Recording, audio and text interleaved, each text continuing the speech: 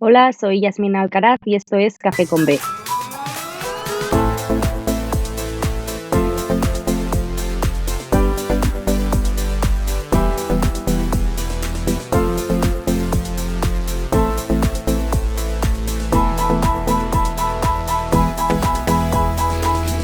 Muy buenas, bienvenidos y bienvenidas a Café con B, el podcast en el que disfrutaremos de un buen café acompañados por personalidades de nuestro baloncesto. Hoy tengo el placer de compartir este 19º café con una de las dos árbitras que tenemos en la Liga Endesa y cuya carrera profesional ha sido espectacular, porque en cuestión de 5 años prácticamente pasó de arbitrar en Liga EVA a hacerlo en la máxima categoría, en la ACB. Yasmina Alcaraz. Yasmina, ¿qué tal? ¿Cómo estás? Hola, muy buenas, encantada de estar aquí. Muchas gracias por aceptar mi invitación. Estoy súper contento de que seas tú la primera mujer que pasa por el podcast, porque, bueno, quizás lo más sencillo habría sido traer a una jugadora o a una exjugadora o una entrenadora, pero, pues como ya hice con Juan Carlos García, quería poner en los focos la figura del árbitro, de la árbitra, precisamente porque sois los que estáis más en la sombra.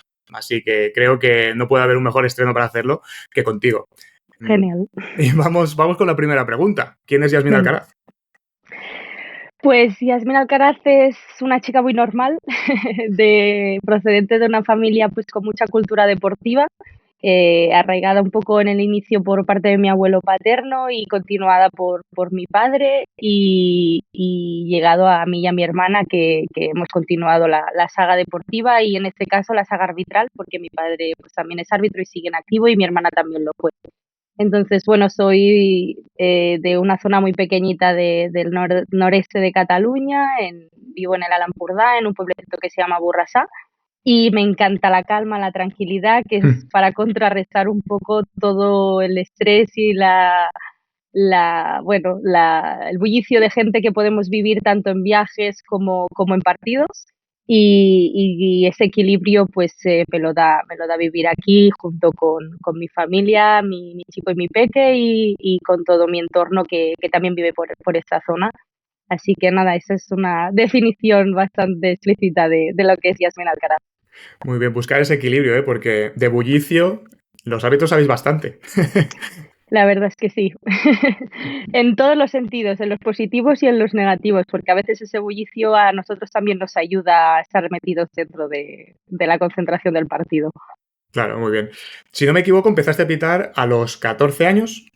Correcto, Y el gusanillo, según he leído por ahí, te vino porque en casa tu padre y tu hermana ya arbitraban, ¿no? exacto. ¿Y tenías claro que querías dedicarte al arbitraje? Lo digo porque hay veces que pasa justamente lo contrario, que en casa, bueno, en casa del herrero cuchillo de palo, ¿no?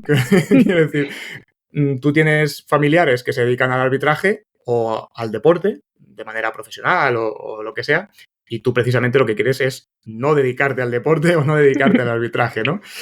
¿Cómo fue en tu caso? Pues a ver, en mi caso, como en mi casa nadie ha sido profesional del deporte, porque al final tanto mi hermana como mi padre han sido árbitros y mi padre continúa, como te dije, pero nunca han sido profesionales. Entonces, todos nos lo hemos tomado como un hobby, como un complemento de nuestra vida y de una manera de continuar con una faceta de un deporte que nos encanta, que es el baloncesto, porque todos los tres hemos jugado, incluso mi padre también ha sido entrenador, entonces ha sido un poco más por ese lado. Nunca en mis inicios o en el inicio de mi carrera, que en ese momento no lo consideraba ni carrera, pensaba dedicarme al arbitraje para nada. Es cierto que yo siempre he estado ligada a muchos deportes desde que tengo conciencia prácticamente, porque así me lo han inculcado y así me ha gustado a mí también, porque también me han dejado elegir. Entonces sí que tenía claro que tenía que estar cerca del deporte, de la disciplina que fuera, del estilo que fuera y no descartaba a otros que no fueran el baloncesto, evidentemente, porque yo estudié la carrera de Ciencias de la Actividad Física del Deporte y con ese objetivo de que lo que a mí realmente me apasionaba era practicar y hacer y estar arreglada al deporte. Que luego ha venido esa faceta de ir profesionalizando pues lo que es el arbitraje, sí, pero también te digo, ni cuando estaba en Liga EVA pretendía o tenía la imagen de ser profesional o dedicarme casi plenamente, únicamente a ello, porque también todavía estaba trabajando como profesora en ciclos formativos y ese era mi trabajo principal. Entonces, bueno, eso también me lo han inculcado en casa, el tener siempre, pues eso, el plan A, el plan B, el plan C y el 24. Y eso ayuda también a pues tener un poquito los pies en el suelo y esa era la idea de siempre, tenerlo como hobby y como conexión con el baloncesto. Así que luego vino el cambio. Muy bien. Oye, ¿cómo eran las comidas post partido en casa? Me refiero, claro, tú jugando un partido, te pitan unos pasos o una falta de ataque. No, no, no ha sido falta de ataque. Y tu padre desde fuera. Sí, hombre, yo lo he visto y sí, porque tal, no sé qué. Me imagino esas comidas post partido entre los tres, ¿eh? Ha sido curioso, incluso se ha dado el caso de estar yo como jugadora, mi padre como entrenador y mi hermana como árbitro. O Ah, sea, sí. eso es una hecatombe. Sí, sí, sí. Y la verdad que no salió nada bien, porque además yo era muy, bueno, muy activa, defensaba muy intensamente y la verdad que hacía muchas faltas. Robaba muchos balones, pero también hacía muchas faltas. Y ese día me fui por 5 personales así y totalmente merecidas, pero yo en ese momento no estaba de acuerdo, así que imagínate, después de ese día fue curiosa, había tensión, se podía cortar la tensión del ambiente. Pero aparte de eso, siempre nos hemos apoyado mucho. Al final, el mundo del arbitraje es muy solitario. Entonces, tener a alguien en casa, que es muy difícil, como tú decías, normalmente cuando en tu casa hacen una cosa, tú haces lo contrario, ¿no? Pero en el mundo del arbitraje, tener a alguien en tu entorno que entienda lo que es la soledad o la dificultad o el desafío de arbitrar, porque es que incluso en categorías amateurs, que mi padre sigue arbitrando, hay días duros, partidos duros, Claro. con cosas que aguantar, con cosas que gestionar y es un desgaste importante y tener a alguien que te entienda, con el que te puedes desahogar y aunque te desahogues que no te diga vale, vale, sí, sí, porque pues mira, es tu familia o tus amigos y te van a escuchar pero no te van a entender, pero que te entiendan pues se agradece mucho y en ese sentido sí que nos hemos apoyado bastante los unos a los otros, incluso seguimos estudiando muchas veces reglas juntos y comentando interpretaciones, o sea, muy bien. ¿Dirías que es una profesión solitaria? Sí, sí, sí, totalmente. Y contra más arriba, más solitaria, porque más tiempo pasas fuera de casa y solo, porque al final no es como en balonmano que tienes un equipo o el fútbol, que normalmente los grupos o las tripletas de árbitros normalmente van juntos, o casi siempre. Entonces aquí es tú, tus viajes y evidentemente luego tienes unos compañeros y por suerte pues puedes convivir con ellos ciertas horas y ciertos momentos, evidentemente el del partido, pero también antes y después. Pero aparte de eso, todo lo demás estás tú solo eligiendo tus viajes, estás tú solo viajando, preparándote, entrenando, estudiando.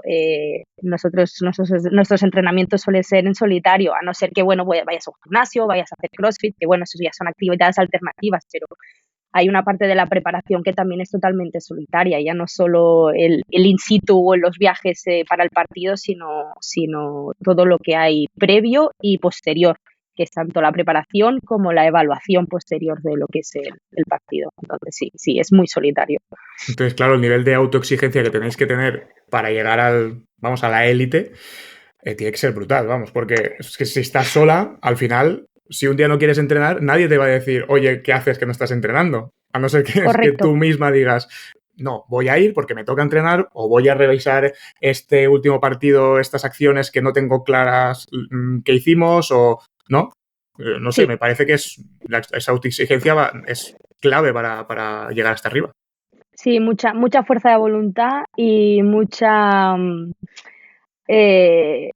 ganas o que realmente te guste lo que estás haciendo. Evidentemente, yo pienso que en todos los trabajos debería ser así, aunque no siempre lo es, pero tiene que tener esa parte de vocación, como Hmm. muchas otras profesiones, porque hay muchísimo desgaste y muchísimas horas de trabajo detrás que no se ven.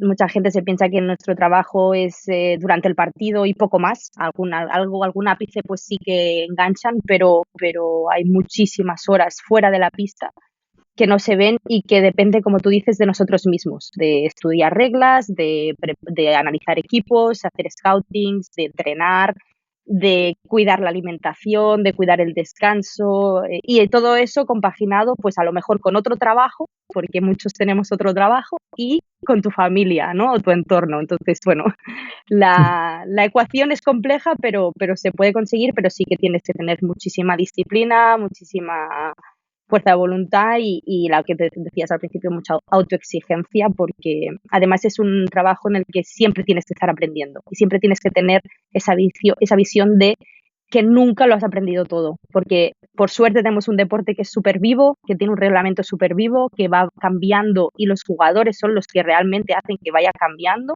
y eso es muy chulo, pero también te requiere de mucha más preparación y de que tú te vayas pues renovando y vayas actualizando tus conocimientos también y tu preparación. Claro, y saber, a nivel de entrenadores pasa un poco lo mismo también. El entrenador que está al día en todos los cambios, en todas las nuevas reglas o pequeños matices, porque a veces no es una regla completa la que cambia, es un pequeño matiz dentro de la misma regla. Y el entrenador que está al día y lo trabaja va un pasito por delante y hay unos pocos partidos que te estás llevando.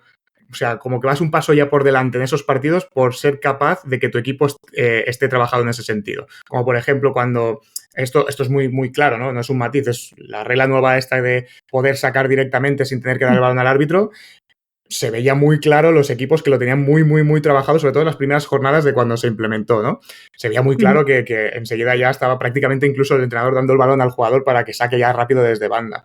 Ahora se veía mucho más en todos los equipos, pero recuerdo que las primeras 2, 3 jornadas habían algunos que lo tenían muy, muy, muy, muy claro, que lo habían trabajado mucho y otros que era como, sí, pero no, pero ¿sabes? Como lo puedo hacer, pero no lo tengo claro. Y bueno, al final vas un paso por delante. Quería volver a 2014, si no me equivoco, que en 2014 tú pitabas Liga EVA y Liga Femenina 2. En 2017 el Evo Oro y Plata y Liga Femenina. Y ya fue en 2019 cuando llegas finalmente a ser árbitra ACB. Es decir, desde 2014 a 2019, en 5 años prácticamente, pasas de Liga EVA a ACB. O sea, esto me parece brutal. No, te lo digo de verdad. Entonces, ¿cómo fue el momento o cómo recuerdas tú ese momento en el que te comunican que vas a ser árbitra ACB? O sea, te envían un mail, te llaman, fue presencial, ¿dónde estabas? ¿Qué te pasa por la cabeza?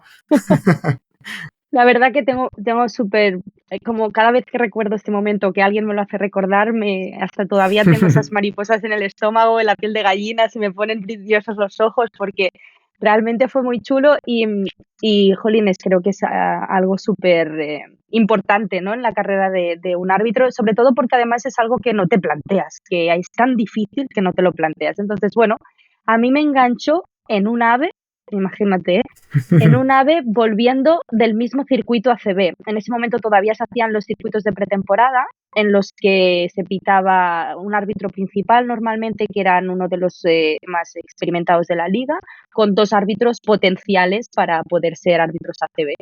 Entonces venía de arbitrar este torneo, era el segundo año que iba al circuito y me llamaron por teléfono y bueno, pues me puse a llorar. Bueno, en el momento en que me lo dijeron me quedé en shock porque fue como...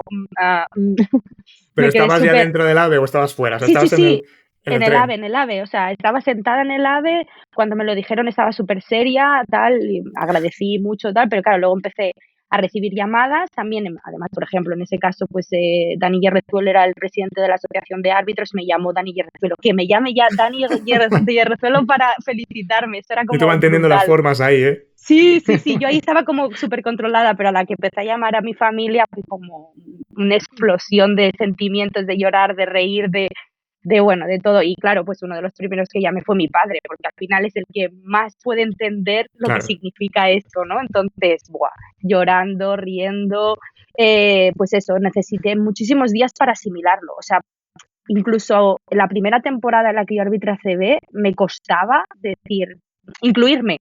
No, nosotros los árbitros ACB, o cuando hablaba de los árbitros ACB decía, me dirigía como ellos, ¿no? O vosotros, porque al final es algo que para nosotros es tan importante, es una liga muy importante en Europa y en el mundo en general y se merece un respeto muy grande en todas sus facetas, en este caso como árbitros.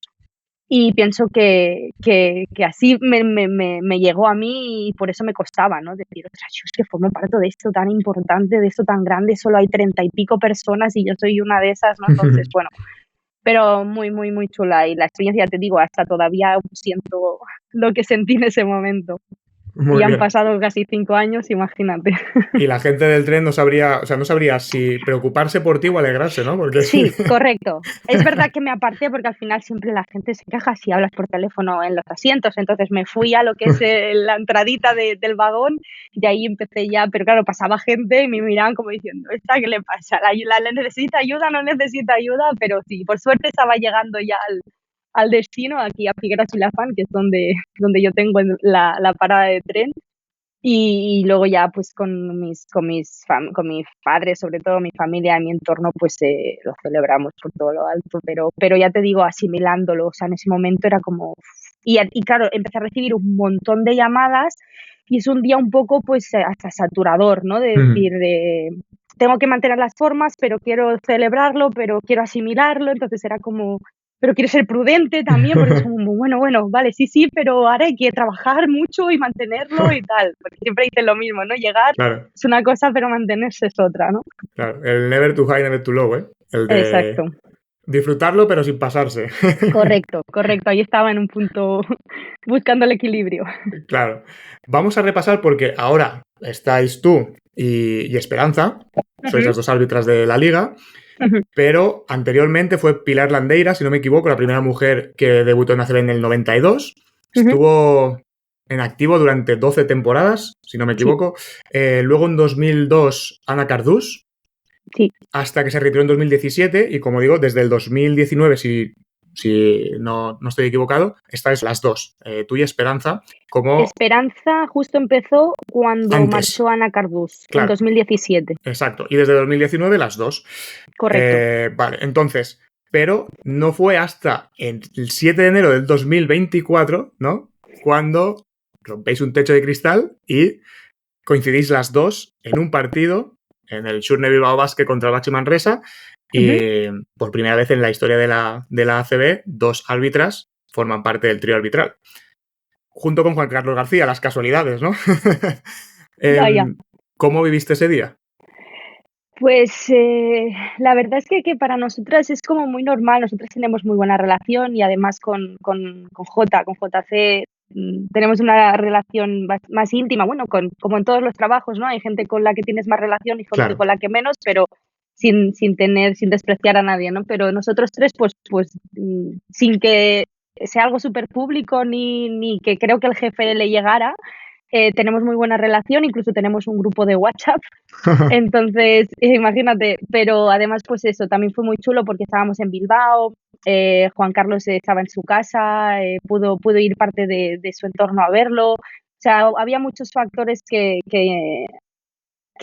sumaban positividad al evento y además era un partido importante también para la liga, para la clasificación de la copa. Entonces, bueno, yo estaba nerviosa porque había responsabilidad, porque bueno, porque los jefes habían tomado una decisión importante, que era confiar en ponernos en un partido a ambas. No estaba nerviosa porque no creyera que lo pudiéramos hacer, porque creo que hace mucho tiempo que se puede hacer, pero sí que sé que dar ese paso por parte del ACB y del departamento de arbitraje era un paso importante y que saliera bien, también. Y muchas veces no depende de uno mismo, el partido, pues hay momentos, hay decisiones, todo pasa muy rápido, ya lo sabes, Mm. en el baloncesto y cualquier detallito, pues puede hacer que se tuerza un poco, pero era importante, entonces, bueno, eso no quita que tengas esa responsabilidad y ese nerviosismo, que en el fondo también es bueno, ¿no? Porque esto significa que estás en el punto de activación adecuado y que te va a ayudar a fluir también durante el partido. Entonces, bueno, muy contenta por ese paso que se dio. Es cierto que yo creo que se podría haber dado antes, pero que yo también he estado fuera por mi embarazo y por mi lesión. He tenido varias cosas durante mis años en ACB, entonces ha sido más complejo pues que se pudiera dar por mis faltas, por así Mm. decirlo. Pero ha sido un momento muy bueno. Creo que las dos estamos en un momento de confianza, tanto individual o autoconfianza, como de aprendizaje, como de nivel arbitral muy bueno y creo que también era muy adecuado. Es cierto que nosotras ya habíamos arbitrado juntas, pero en la competición europea femenina, se tiene que decir. Pero bueno, nosotras, ya te digo, somos compañeras desde hace muchos años, nos conocemos desde hace muchos años y al final, cuando estábamos en la pista, era un partido más, un trabajo más y un nivel de profesionalidad que había que dar, como siempre hay que dar en la ACB, porque así lo merece y pienso que es un respeto que hay que mantener siempre. Pero bueno, no quita que hubiera ese nerviosismo y esa intención y esas ganas de que siempre hay ganas de que salga bien, porque al final nosotros lo que nos importa es acertar y acertar para que el partido y los equipos se trabajen de la manera más equitativa posible por parte nuestra, pero si cabe en este partido había un punto más de especialidad, por así decirlo. Claro. Justo esto que estabas comentando de que podría haber pasado antes, yo cuando empecé a ver fechas, ¿no? A cuadrar fechas porque no sabía exactamente desde cuándo estabais las dos, digo, ostras, han pasado 5 años desde 2019 y te lo pregunto por desconocimiento total, no entendía que en 5 años no hubiese coincidido nunca antes, o sea, por un simple hecho de probabilidades, o sea, de estadística, ¿no? Entonces, a mí la pregunta que me surgía era qué criterios se siguen para hacer las designaciones, ¿no? Porque al final, y lo digo sinceramente, desconocimiento total, no sé qué criterios se siguen, entonces como no sé qué criterios se siguen, no puedo juzgar o no puedo opinar en si esta asignación de las dos juntas podría haberse producido antes. Es cierto que los criterios para designar no son públicos, por así decirlo, y Entonces no nos metamos en fregados. no, al final no, es que tampoco nosotros somos al 100% conscientes de cómo se deciden. Además, en mi paso por el ACB ha habido dos departamentos de arbitraje diferentes, con trabajo diferente, ambos con su parte buena y su parte no tan buena, pero como en todos los trabajos. Pero es cierto que hay una serie de niveles de árbitros. Nosotros estamos valorados, tenemos un ranking, eso sí que existe, y ahí, para estar en esos rankings, pues hay unas evaluaciones que se hacen de cada partido y además hay unas opiniones también pues de los técnicos que nos evalúan y del departamento. Evidentemente hay una parte de subjetividad que es inevitable porque al final somos personas y humanos y es inevitable. Entonces, a partir de ahí, dentro de que hay pues un grupo de más experimentados que serán los árbitros principales, un grupo de árbitros 2 y normalmente un grupo de árbitros 3 y esos grupos sí que están divididos. Tenemos árbitros que están como a caballo, ¿no? de ambas posiciones, gente que va de 1 y de 2, gente que va de 2 y de 3, porque están probando. Entonces, hasta hace, si no recuerdo mal, un par o 3 de años, no empezó a ir un poco de 2. Entonces, esa fue una de las primeras condiciones para que pudiéramos ir juntas, porque si las dos estábamos dijéramos, como de árbitro de 3, es más complejo, ¿no? Que se pueda dar esa situación, más complejo, no, casi imposible, porque no pasa ni con los compañeros chicos, ¿no? Si tú no tienes tu posición de 2, pues por muchos motivos, hay muchas evaluaciones, muchos trabajos que demuestran que al final tú puedes irte en esa posición. Y esa fue una de las primeras condiciones, pero a partir de que apareció esa condición, un año yo me lesioné y el siguiente me quedé embarazada. Entonces esto ha sido lo que ha alargado más. Claro. Lo primero pasó, que era que una de las dos pues pudiera ir de árbitro 2 y lo segundo pues que alargara pues por mis faltas, por así decirlo. Claro, es que ya formaste parte del primer trío, del primer trío arbitral totalmente femenino en Leboro, si no me equivoco. Correcto. Y entonces, claro, yo al empezar a buscar información de todo esto, decía, no me cuadran los tiempos, ¿no? Es como, ya habíais estado 3 mujeres en Leboro antes y ahora por una cuestión de tiempos, ¿no? Me extrañaba un poco, no acababa de entender lo que te comentaba de que por qué 5 años hasta llegar a Es cierto esto. que la evolución a medida que vas ascendiendo, la evolución de tu experiencia, de tu aprendizaje, de tu nivel en la categoría, por así decirlo, cada vez que asciendes o que llegas más arriba, es como más lenta. Cada vez vas a más velocidad crucero. Entonces, contra más profesional es la liga, por así decirlo, tu evolución también es más lenta. Requiere de muchos más conocimientos, de mucha más experiencia, de muchas más evaluaciones. Entonces, también hay unos tempos que, aunque no están escritos en ningún sitio, se tienen que ir cumpliendo. Y a veces depende de la persona, esos tiempos son más rápidos y depende de las personas son más lentos. Yo siempre he dicho que los míos son más lentos, pero bueno, como tú has dicho, para ti han sido muy rápidos en los 5 estos años previos a ACB. Claro, es que Pero a mí yo estoy a mí me ha parecido, vamos, sí, espectacular. O sea. pero incluso hay compañeros que lo han hecho más rápido, y para que te hagas una idea, ¿no? De cómo puede ir de rápido, pero en mi caso pues han sido más lentos, pero es mi velocidad. Entonces yo pienso que cada uno tiene su velocidad y también ha habido ese factor que ha influido y que también pues eso, al estar en la categoría top de uno de los mejores países a nivel de baloncesto europeo, pues hace que, bueno, que haya mucha más exigencia y que tengas que currártelo más pues para poder estar de árbitro 1, de 2 o de 3 en este caso. Claro.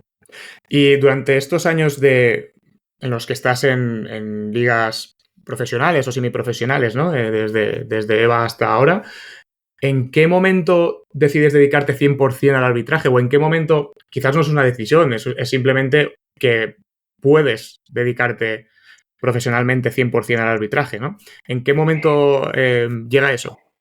A ver, en mi caso personal es verdad que cuando ascendí a CB también me hicieron internacional, lo que implica muchísimo más tiempo, muchísimo más viajes, muchísima más exigencia y menos tiempo para poder destinarlo a otro trabajo, ¿no? Y además de las incompatibilidades, al final, en mi caso, yo en ese momento era profesora de ciclos formativos y era prácticamente imposible compaginar estar viajando entre semana y el fin de semana con ser profesora de ciclo superior de deportes, más ser tutora, que en ese momento era tutora. Entonces, tienes que hacer un planteamiento. ¿Qué pasó? Pues que además de dejar un poco de lado el tema de la educación, vino el COVID en el año que yo ascendí, que me hicieron internacional.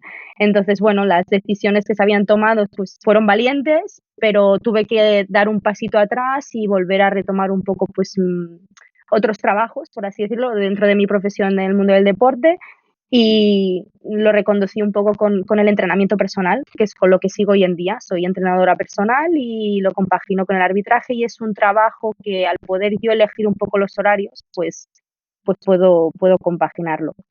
Que hay gente que a veces antes el Leporo ya se lo plantea o lo combina con estudios porque, bueno, depende de la cantidad de partidos que arbitres, pues puedes tener un buen sueldo para poder vivir.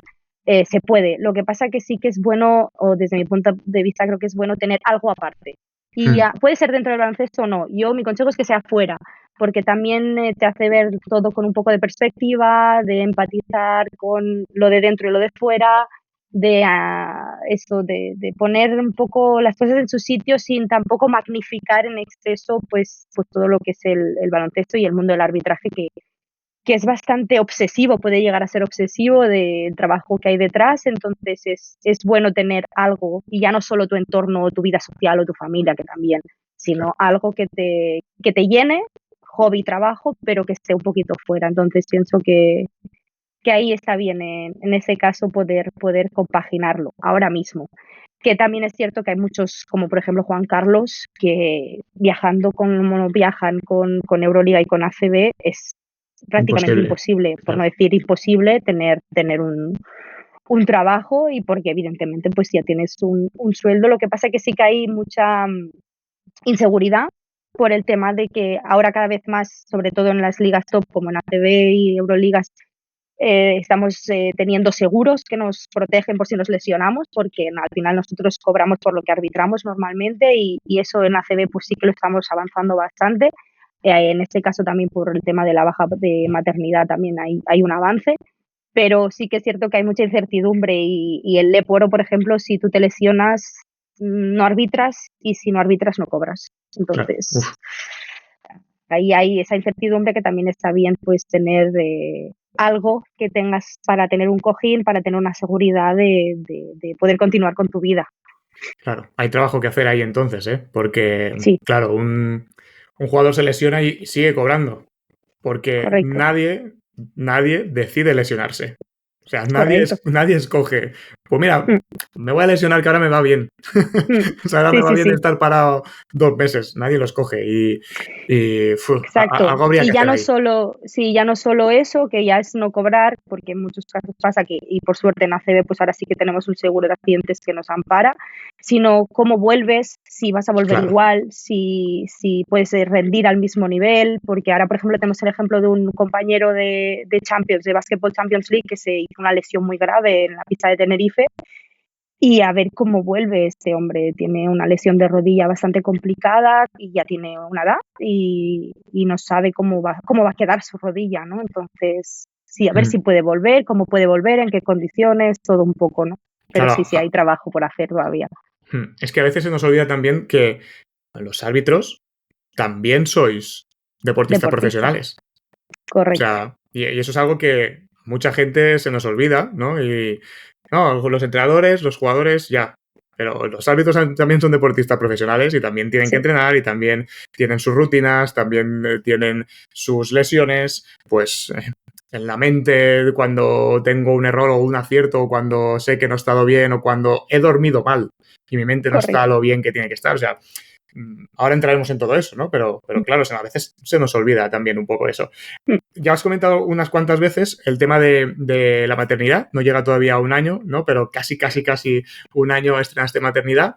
Y me interesa saber cómo fue todo ese proceso, pero a nivel profesional. Es decir, claro, era una situación nueva en la liga, entonces para todos, para todo el mundo sería una situación nueva, ¿no? ¿Cómo se mm. gestionó esta nueva situación? ¿Fue algo caótico? ¿Fue algo sencillo? No sé, me da un poco de curiosidad. La verdad es que al ser nuevo, la incertidumbre era para mí, pero era también para ellos, ¿no? Claro. Entonces, desde ese punto de vista y con mucha prudencia y mucha transparencia entre nosotros, la verdad que yo tengo la sensación de que fue muy fácil, fluyó mucho. Todo fue un poco improvisado, lo que no quita que puedas interpretarlo como algo caótico, pero no tengo esa sensación, sino que eh, yo no sabía en qué momento informar, pero llegó un momento que pude quedar con el jefe del departamento de arbitraje y lo hice, le informé muy al principio del embarazo por si pasaba algo, porque al final, Claro. si yo estoy en un viaje y pasa cualquier cosa, pues creía que era importante que lo supiera. Y ese fue el primer contacto, ¿no? Informar tanto a él y un poquito después informar a Federación Española, Federación Internacional Europa, FIBA Mundo, FIBA 3x3, ¿no? Un poco para que todo el mundo estuviera al corriente de mi situación y de que tomaran las decisiones pertinentes. Yo les informé de que estaba sana, estaba bajo control médico, fisios, preparadores físicos que me llevaban, que todo estaba en orden, que yo podía seguir haciendo vida normal y arbitrar y seguir entrenando, porque al final yo llevo entrenando toda mi vida y mi cuerpo está acostumbrado.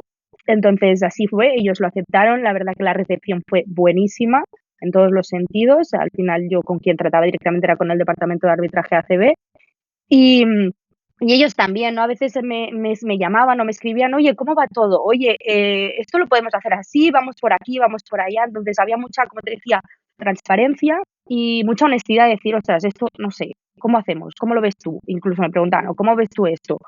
Entonces, bueno, yo les dije que mientras pudiera, mi intención era seguir arbitrando, que también les pedía que si ellos veían que no era correcto, pues porque me salía mucha barriga, porque podía ser peligroso, porque me podían dar un balonazo, caerme, darme un golpe, atropellarme, porque me ha pasado también, ¿no? Claro. Estás ahí en medio, te puede pasar.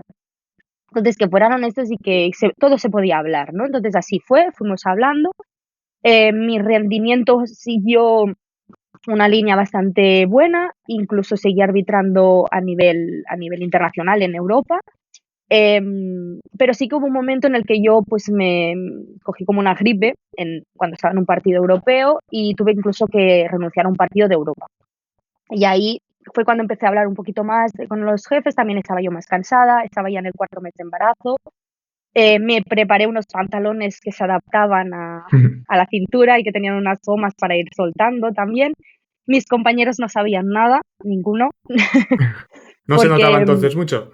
no, tuve suerte en ese sentido. Es verdad que en el primer embarazo suele pasar que no se nota mucho hasta hay un momento que depende de la mujer es antes o después que explota, dijéramos todo y sale de golpe.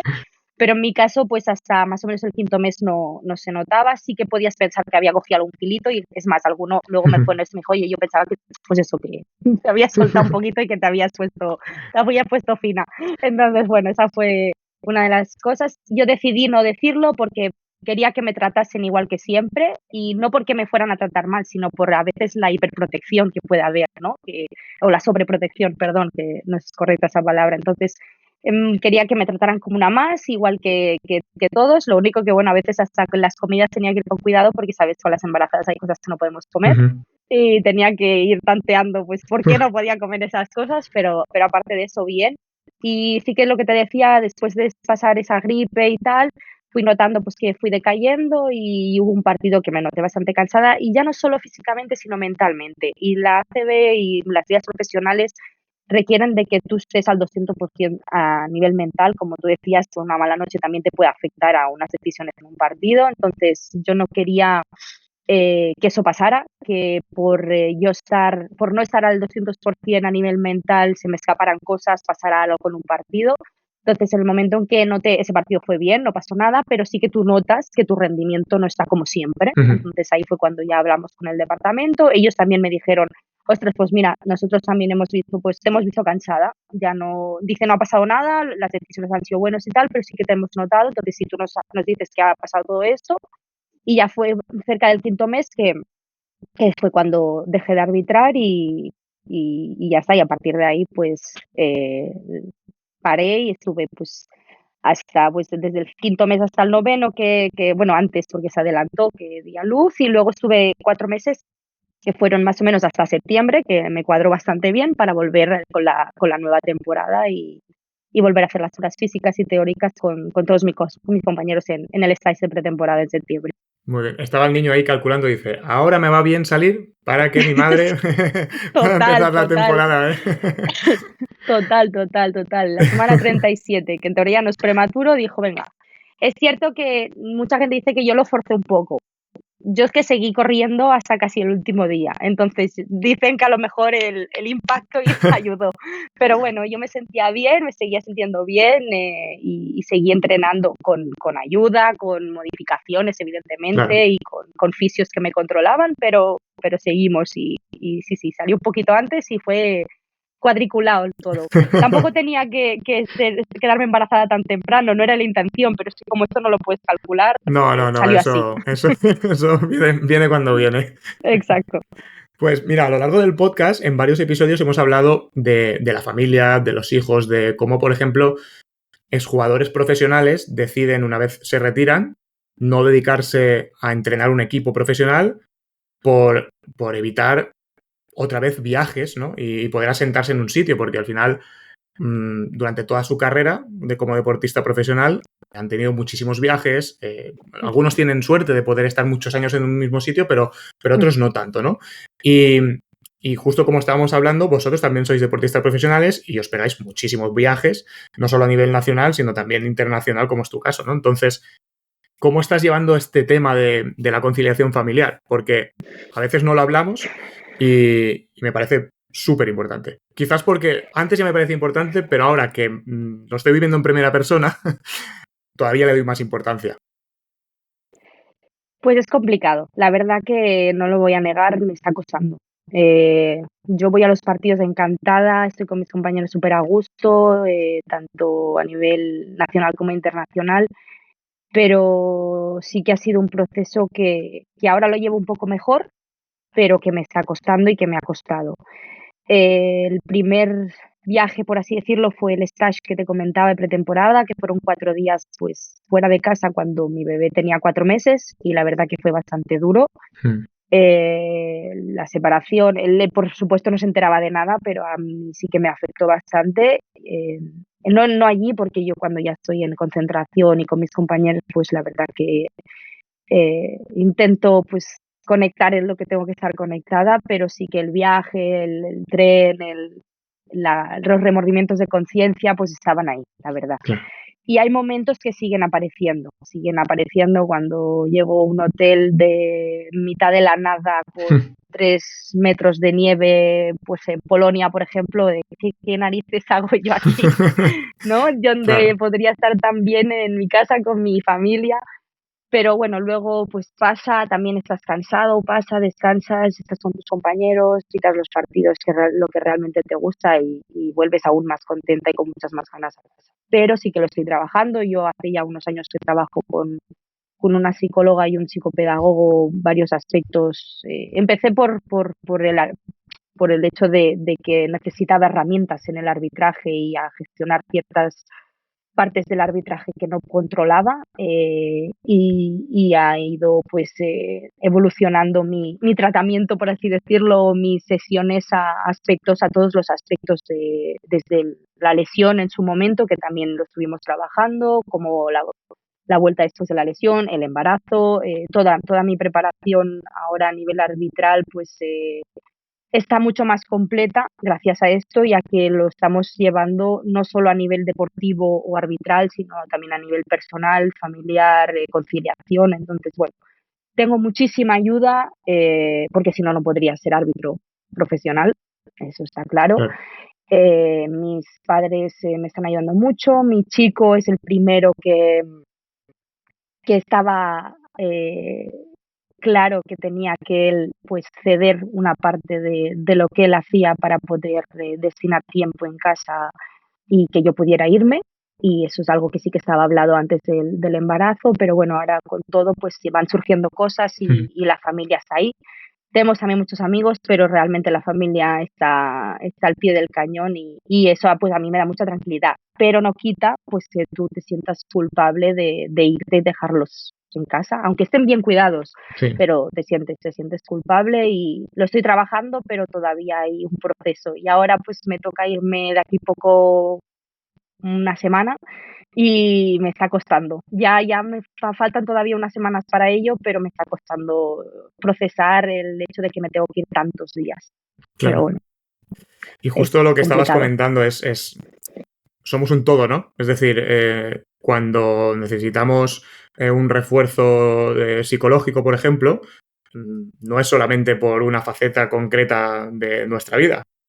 Sí, vas porque ves que ahí tienes una carencia o porque ahí tienes una necesidad, pero al final eso es solo una parte de un todo que necesitamos tener en equilibrio, que necesitamos estar a gusto, ¿no? Con ese todo y bueno, y toda ayuda que beca es súper, súper importante y bueno, y me alegro muchísimo, ¿no? De que al final, cada vez más, por suerte, ¿no? Se Mm. normalice Sí, por sí. fin el que, oye, yo es que voy a que me ayuden a gestionar esto porque yo solo no puedo o yo sola no Mm. puedo, ¿sabes?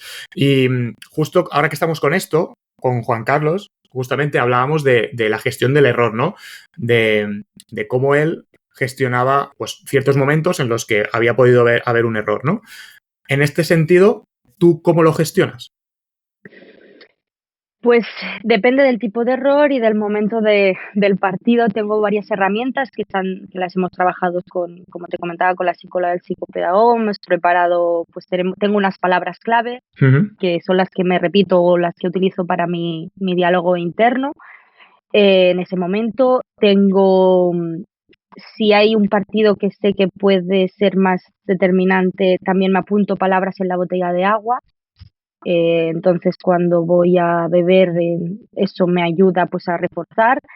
Ahora ya he conseguido hacer el clic del mecanismo off cuando hay una decisión, no siempre, Uh -huh. pero hay un trabajo que se tiene que hacer, que es muy difícil de hacer fuera de la pista, pero que se puede hacer dentro de la pista, y eso en los partidos en Europa he podido trabajarlo más porque además voy de árbitro principal y son femeninos, y aunque hay muy alto nivel, la velocidad de juego es diferente, entonces puedo estar pendiente y trabajar otras cosas que a lo mejor en ACB no me lo permite, también por mi nivel, ¿no? Porque todavía tengo que coger más experiencia, y es un anclaje de error, duda, desconfianza, y cuando pasa esto, tener ese botón, que ese botón pues es lo mismo que tener las palabras que me repito, como tener las palabras escritas la botella.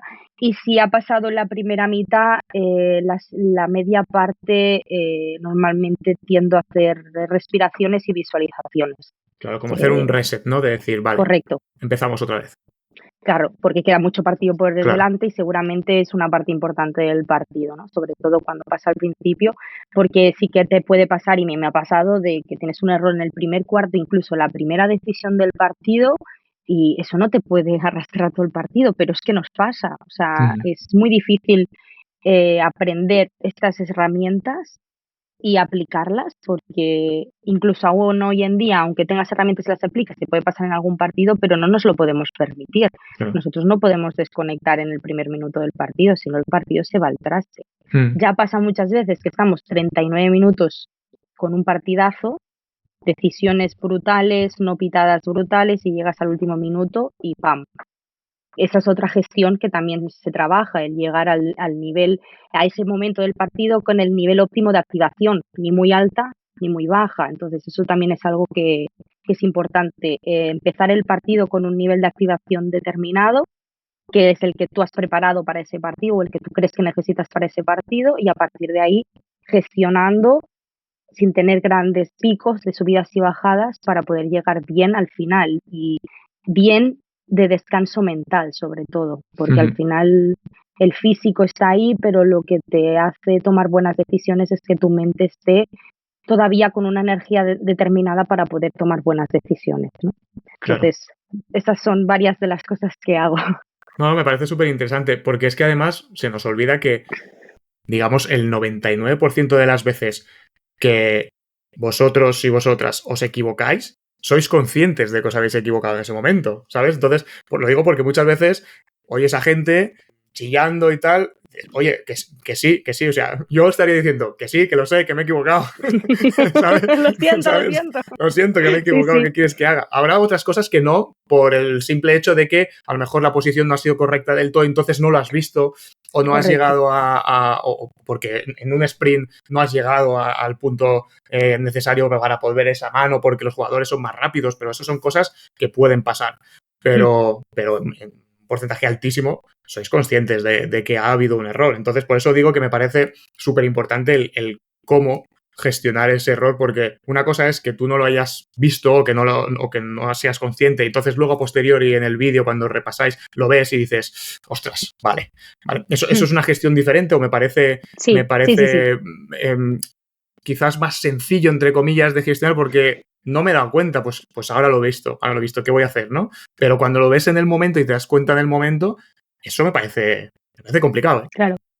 La gran diferencia es que, al no ser consciente de si te has equivocado o no, no tienes que gestionar ese error. Para ti no ha habido un error, no existe, o en gran medida no existe. Entonces, al tener esa duda de 100% a tu favor, o de 99% a tu favor, sí que ya la guardas para después, como tú dices, para la mochila de después de la autoevaluación del postpartido.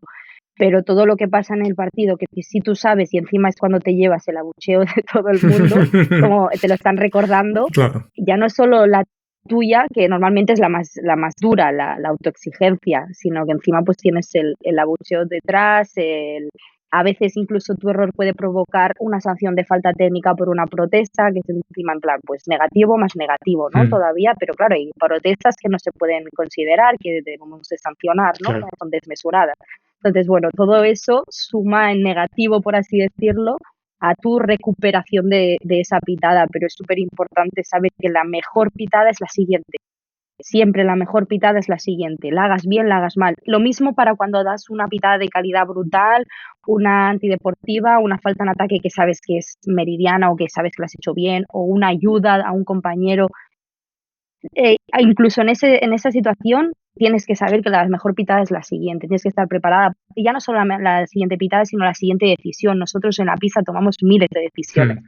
Pitadas pocas, pero decisiones muchas, muchas verticalidades, muchas situaciones que pueden ser pasos o no, que pueden ser 3 segundos o no. Entonces estamos ahí siempre en el decidiendo, ¿no? todo el Entonces, rato. convivir con eso es lo que, o aprender a convivir con eso es lo que te hace crecer realmente en la pista como árbitro. Entonces, formar parte de que eso, o tratar eso como una normalidad, tanto si te equivocas como si lo haces súper bien, pero sabes que tienes que continuar, porque como te decía antes, puedes haber hecho con 39 minutos de faulo o 39 y medio y que en la última decisión del partido se vaya al traste y por una decisión tuya un equipo pues pueda ganar o perder. Claro, me parece súper Entonces, interesante la reflexión, ¿eh? Y me parece muy interesante que podamos estar hablando de esto para que la gente, sean 100, 200, 1, 3, me da igual, pues sean conscientes de esto. Y ahora que estábamos con el tema de los abucheos, hace, no recuerdo exactamente, pero relativamente poco, se hizo viral un vídeo no eran abucheos, ¿vale? Era un vídeo que se hizo viral de un impresentable, por no decir otra palabra, ¿no? Insultando desde la grada a una árbitra. Durante todos estos años en el mundo del arbitraje, que tú empezaste con 14 años, ¿has vivido alguna situación similar? Y no me refiero solamente con público, que quizás es lo que más a la vista está, ¿no? Por vídeos como este, ¿no? Que se hacen virales, pero quizás también dentro de la pista con jugadores, con entrenadores, incluso otros compañeros árbitros, no lo sé. ¿Has vivido alguna situación así? Evidentemente con público sí, o sea, por suerte, por desgracia, todavía hay parte de la sociedad que viene a las pistas y a los campos y en general al mundo del deporte a desahogarse. Y a veces con razón, a veces sin razón, pero cuando pasa el umbral de la falta de respeto desmesurada es cuando no se entiende o no, o al menos yo no lo comprendo. Dentro de eso también está nuestro trabajo. Nosotros eso prácticamente ni lo escuchamos. O sea, el ruido es parte de nuestro trabajo, sinceramente, ya lo tenemos como algo así. Y el momento en el que te lo llevas a nivel personal es cuando a lo mejor ya no puedes ser árbitro, porque te va a afectar más de lo que debería. Entonces, sí, a nivel de público sí. Es cierto que a nivel de pista, algo tan exagerado como lo de este vídeo, no, porque no lo puedes permitir, es más, no puede pasar. Cuando esto pasa en una pista es sancionado, tanto por nosotros como por después el comité de competición si lo cree conveniente, o como las autoridades de esa liga. Tenemos casos en los que a veces departamento de competición está en pista, tanto en ACB como en otras ligas o en otros niveles, y directamente han podido sancionar a gente pues porque han escuchado, han visto acciones irrespetuosas hacia nosotros, que a lo mejor nosotros no somos ni conscientes, pero que no están permitidas y también lo sancionan, ¿no?